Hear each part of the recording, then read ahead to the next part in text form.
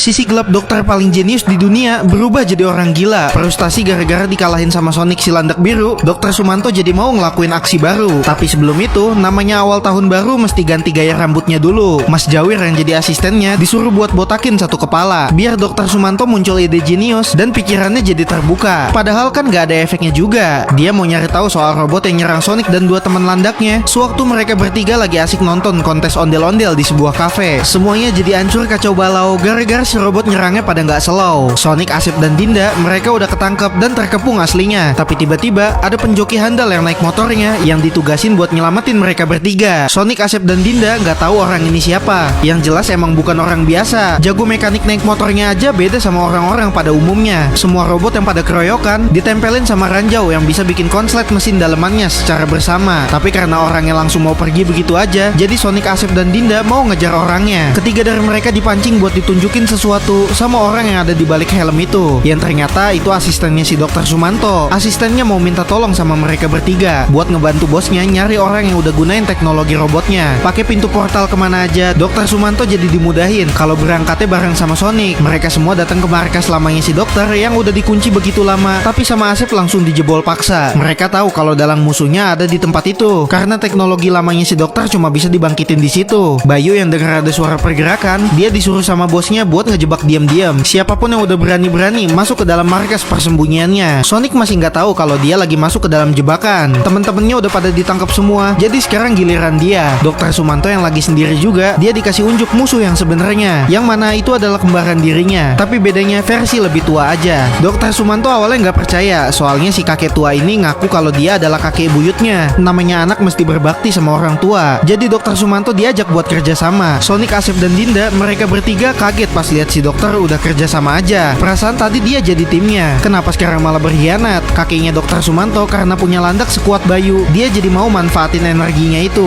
buat bikin senjata robot luar angkasa yang sekali tembakannya bisa ngeratain satu dunia. Gimana kelanjutannya?